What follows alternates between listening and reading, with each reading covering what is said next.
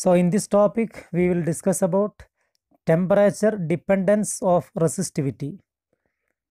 In our previous video, we have seen that the resistivity of any conductor is independent of its dimension. It's purely depend on the type of material. இல்லையா எந்த மெட்டீரியலுங்கிறத பற்றி அதை base பண்ணி தான் அதோட resistivity இருக்கும். For example காப்பருங்கிற மெட்டீரியலுக்கு ஒரு resistivity, அயன்கிற மெட்டீரியலுக்கு ஒரு ரெசிஸ்டிவிட்டி, சில்வருங்கிற மெட்டீரியலுக்கு ஒரு ரெசிஸ்டிவிட்டி, இப்படி ஒவ்வொரு டைப் ஆஃப் மெட்டீரியலுக்கும் தனித்தனியாக இருக்கும் ரெசிஸ்டிவிட்டி. அது எவ்வளோ லெங்க்த்தியானாலும் சரி, எவ்வளோ ப்ராடாக இருந்தாலும் சரி, எவ்வளோ திக்காக இருந்தாலும் சரி, தின்னாக இருந்தாலும் சரி, resistivity of a material is fixed and it is constant. But at the same time, the resistivity of a conductor or resistivity of any material also change with respect to temperature.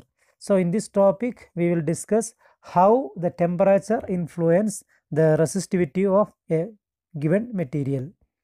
So ஒரு மெட்டீரியலோட resistivity டெம்பரேச்சரை பொறுத்து எப்படி மாறுதுங்கிறத பற்றி தான் நம்ம இந்த வீடியோவில் பார்க்க போகிறோம்.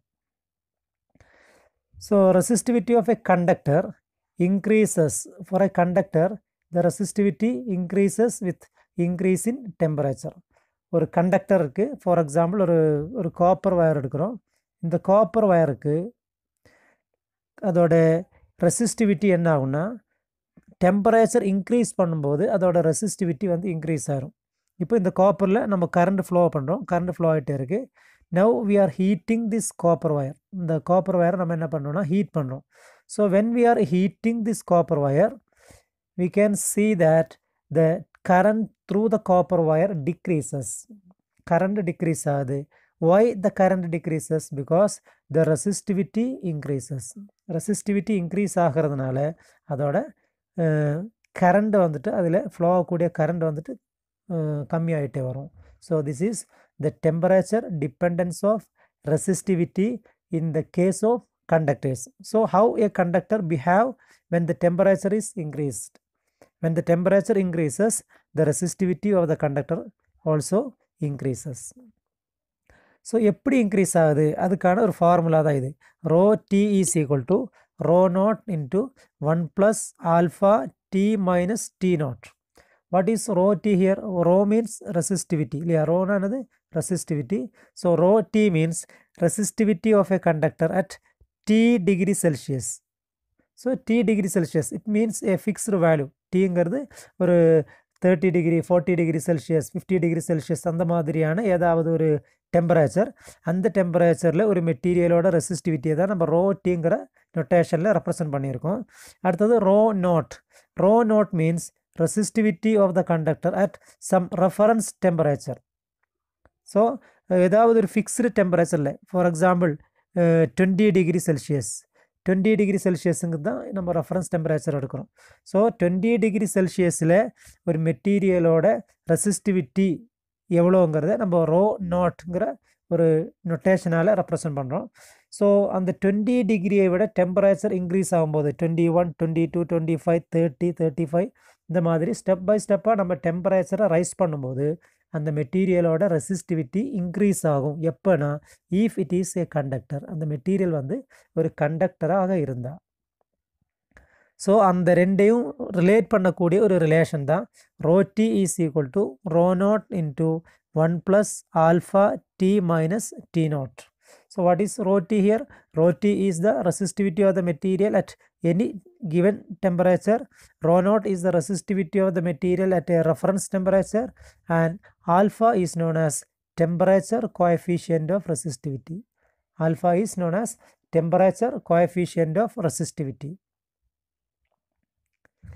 இப்போ நம்ம அந்த ஃபார்முலாவை லைட்டாக மாடிஃபை பண்ணி எழுதுகிறோம். அந்த ஃபார்முலா என்னது? Rho T is equal to rho t is equal to rho naught into 1 plus alpha into t minus t naught. இதுதான் நம்ம ஃபார்முலா இல்லையா? Now we are changing this formula. இந்த ஃபார்முலாவை நம்ம லைட்டாக மாடிஃபை பண்ணி எழுதுகிறோம். இந்த ரோ நோட்டை அப்படியே உள்ளே கொண்டு போய் மல்டிப்ளை பண்ணிடுங்க. Rho naught into 1 rho naught plus rho naught alpha T minus T naught, rho naught plus rho naught alpha t minus t naught. This is called rho t. Okay, now இந்த ஈக்குவேஷன்ல இருந்து ஆல்ஃபாக்கான ஒரு ரெப்ரசன்டேஷனை நம்ம first எடுப்போம். how to find alpha from this representation. அதுக்காக நம்ம என்ன பண்ணோம்னா இந்த ரோ நோட்டுங்கிற டேர்மை அப்படியே லெஃப்ட் சைடில் கொண்டு வரோம். ஸோ என்ன கிடைக்கும்? Rho D minus rho naught is equal to rho naught alpha into T minus T naught. Okay, இப்போ நமக்கு ஆல்ஃபா தானே வேணும். ஸோ ஆல்ஃபாங்கிற டேர்மை மட்டும் லெஃப்ட் சைடில் வச்சு மற்ற டேர்ம்ஸ் எல்லாம் ரைட் சைடில் எடுங்க. Rho D minus rho naught divided by rho naught. What is T minus T naught? Difference between the temperature and the reference temperature. So it is represented as delta T. So alpha is equal to rho T minus rho naught divided by rho naught alpha delta T. Alpha not alpha, rho naught delta T. So based on this representation, we can define temperature coefficient of resistivity. Temperature coefficient of resistivity நம்ம இந்த representation வச்சு நம்ம define பண்ணிக்கலாம். என்ன representation? Alpha equal to rho t minus rho naught divided by rho naught into delta t. So the temperature coefficient of resistivity alpha is defined as the ratio of increase in resistivity per degree rise in temperature. Increase in resistivity na enadhu? Resistivity at T degree Celsius minus resistivity at reference temperature. T degree Celsius க்கும் reference temperature க்கும் இடையில இருக்கக்கூடிய difference தான் என்னது? increase in resistivity ங்கிறது per degree rise in temperature. So degree rise in temperature means delta T. So delta T is the degree rise in temperature. அதாவது temperature எவ்வளோ increase ஆயிருக்கு, ரெஃபரன்ஸ் டெம்பரேச்சர்லேருந்து எவ்வளோ ரைஸ் ஆயிருக்கு. ஃபார் எக்ஸாம்பிள் ரெஃபரன்ஸ் டெம்பரேச்சர் வந்து 20 டிகிரின்னு வைங்க. இப்போ வந்துட்டு டெம்பரேச்சர் ரைஸ் ஆகி அது 40 டிகிரியாக மாறி இருக்குன்னா what is the rise in temperature? 40 minus 20. So delta T is equal to 20 degree. அதுக்காக தான் இங்கே per degree rise in temperature to its resistivity at T naught. Resistivity at T நாட்டை நம்ம எப்படி ரெப்ரசன்ட் பண்ணுறது? ரெஃபரன்ஸ் டெம்பரேச்சரில் உள்ள ரெசிஸ்டிவிட்டிங்கிறது என்னது? Rho naught.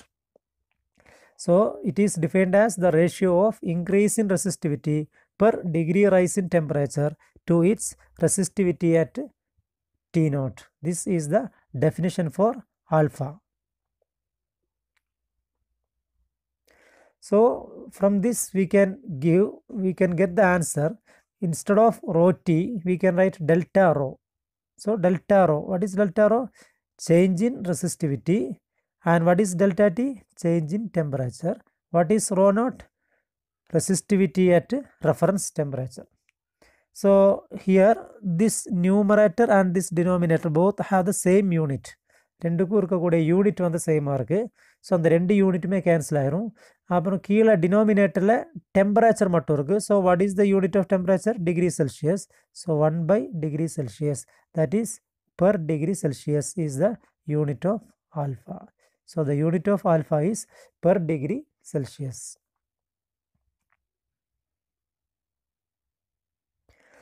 So for conductors, the value of alpha is positive. எதனால கண்டக்டர்ஸுக்கு ஆல்ஃபாவோட வேல்யூ பாசிட்டிவ்னு சொல்கிறோம்?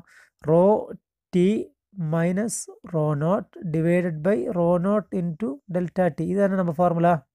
நம்ம என்ன சொல்லியிருக்கோம்னா டெம்பரேச்சர் இன்க்ரீஸ் ஆகும்போது கண்டக்டர்ஸுக்கு resistivity increase ஆகும்.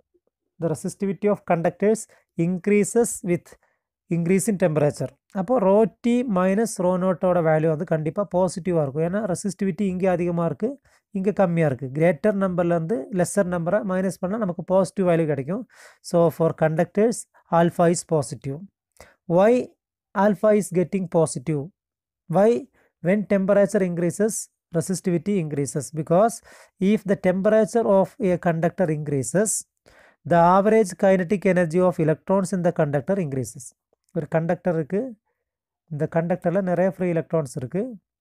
இந்த ஃப்ரீ எலக்ட்ரான்ஸ் எல்லாமே ரேண்டமாக மூவ் ஆகிட்டே இருக்குது. அதனால் அதுக்கு ஒரு ரெசிஸ்டிவிட்டி இருக்குது, நம்ம ஆல்ரெடி சொல்லிட்டோம். இப்போ நம்ம இதை ஹீட் பண்ணுறோம். when we are heating this conductor, what happens? The kinetic energy of the electrons will be increases. எலக்ட்ரானோட கைனட்டிக் எனர்ஜி வந்து இன்க்ரீஸ் ஆகும். கைனட்டிக் எனர்ஜி இன்க்ரீஸ் ஆகும்போது கொல்யூஷன் அதிகமாகும். ஃப்ரீக்வெண்ட்டாக கொல்யூஷன் ஆகிட்டே இருக்கும். ஒவ்வொரு எலக்ட்ரான் ஸ்பீடாக மூவ் ஆக இன்னொரு எலக்ட்ரானோட கொல்யூஷன் ஆகிறதுக்கான பாசிபிலிட்டி இன்க்ரீஸ் ஆகிட்டே இருக்குது. So the electrons will collide frequently with other electrons and so the resistivity also increases. இதனால தான் ஒரு கண்டக்டரில் டெம்பரேச்சர் இன்க்ரீஸ் பண்ணும்போது அதோட ரெசிஸ்டிவிட்டி இன்க்ரீஸ் ஆகுது. ஸோ அதனால் அதோட ஆல்ஃபா வந்து பாசிட்டிவாக இருக்குது அப்படிங்கிற கன்க்ளூஷனுக்கு நம்ம வர்றோம்.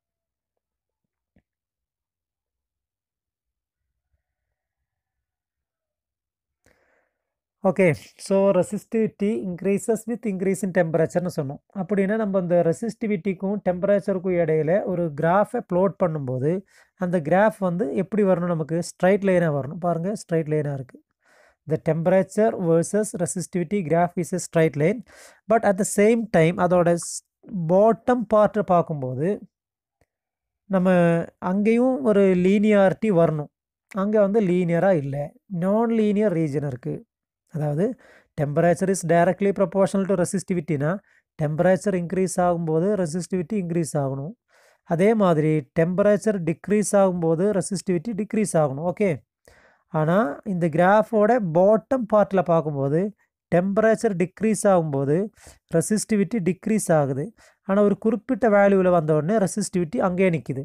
டெம்பரேச்சர் எவ்வளோ டிக்ரீஸ் ஆனாலும் ரெசிஸ்டிவிட்டி 0 ஆகாது, ரெசிஸ்டிவிட்டி அப்படியே நிற்கிது. So at some lower temperature, the resistivity temperature graph is non-linear, but at high temperature the resistivity temperature graph is linear. High temperatureல linear-ஆ இருக்கு, low temperatureல non-linear-ஆ இருக்கு.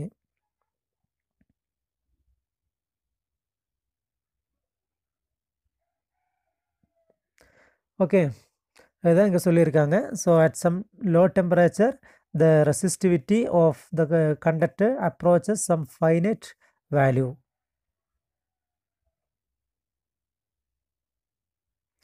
அடுத்து வந்து செமிகண்டக்டர்ஸோட டெம்பரேச்சர் கோஎஃபிஷியன்ட் ரெசிஸ்டிவிட்டி எப்படிங்கிறத பார்ப்போம். Alpha of semiconductors. See, for a semiconductor when temperature increases resistivity decreases. For semiconductors temperature increase ஆகும்போது resistivity வந்து degrees ஆகுது. கண்டக்டர்ஸுக்கு temperature increase ஆகும்போது ரெசிஸ்டிவிட்டி இன்க்ரீஸ் ஆகுது. செமிகண்டக்டர்ஸுக்கு டெம்பரேச்சர் இன்க்ரீஸ் ஆகும்போது ரெசிஸ்டிவிட்டி டிக்ரீஸ் ஆகுது. எதனால் ரெசிஸ்டிவிட்டி டிக்ரீஸ் ஆகுதுன்னு பார்ப்போம். ஆல்ரெடி நான் சொல்லியிருக்கேன் உங்ககிட்ட, செமிகண்டக்டர்னா at normal temperature they do not conduct, but when we increase the temperature they will start to conduct. Okay, இது வந்து செமிகண்டக்டர் ஃபிசிக்ஸ்னு ஒரு ப்ராட் டாபிக் நம்ம 9th சாப்டரில் வருது. அதில் நம்ம டீட்டெயிலாக பார்க்கலாம். இப்போதைக்கு நம்ம அதோட பேசிக்ஸை பற்றி மட்டும் டிஸ்கஸ் பண்ணுவோம். ஒரு ஆட்டம் இருக்குது, அந்த ஆட்டத்தோட வேலன்ஸ் ஷெல்லில் வந்து எலக்ட்ரான்ஸ் இருக்குது. இந்த எலக்ட்ரான்ஸ் வந்து நியூக்ளியஸோட ஸ்ட்ராங்காக பவுண்டடாக இருக்குது. ஸோ அந்த எலக்ட்ரான்ஸால் வந்து ஃப்ரீயாக மூவ் ஆக முடியாது. But when we are applying some energy, நம்ம கொஞ்சம் எனர்ஜி அப்ளை பண்ணும்போது இந்த நியூக்ளியஸுக்கும் எலக்ட்ரான்ஸுக்கும் இடையில் இருக்கக்கூடிய அட்ராக்டிவ் ஃபோர்ஸை ஓவர் கம் பண்ணி இந்த எலக்ட்ரான்ஸ் வந்து வெளியே போக ஆரம்பிக்கும். The electron will starts to move. The electrons becomes free. So at a particular temperature the electrons will start to move. So we can say that the electrons starts to flow. Electron starts to flow means current is starting to flow. It means when current is increasing resistivity decreases. Okay, current increase ஆகுதுன்னா அதுக்கு என்ன meaning? Resistivity degrees ஆயிடுச்சுன்னு அர்த்தம். This is for semiconductors.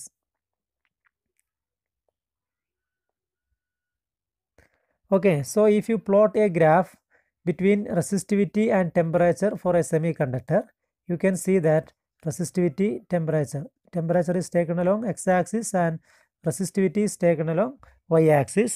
So we can see that when the temperature increases the resistivity falls. Temperature increase ஆகும்போது resistivity வந்துட்டு என்னது? Fall ஆகுது, degrees ஆகிட்டே வருது.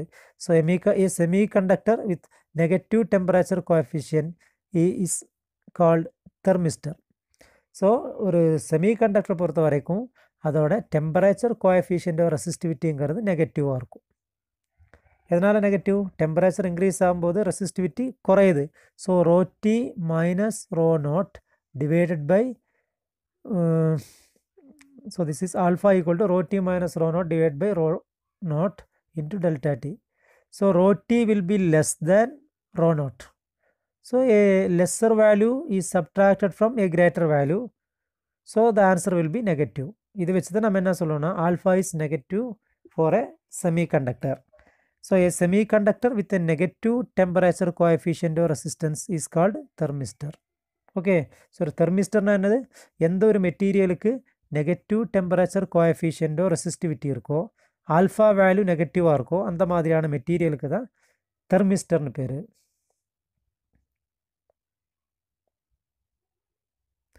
டிஃப்ரெண்ட் மெட்டீரியல்ஸோட டெம்பரேச்சர் கோஎஃபிஷியன்ட்டோ ரெசிஸ்டிவிட்டி கொடுத்துருக்காங்க. பாருங்கள், கண்டக்டர்ஸ்க்கு எல்லாமே வந்து இது பாசிட்டிவாக இருக்குது, செமி கண்டக்டர்ஸ்க்கு எல்லாமே அது வந்து நெகட்டிவாக இருக்குது.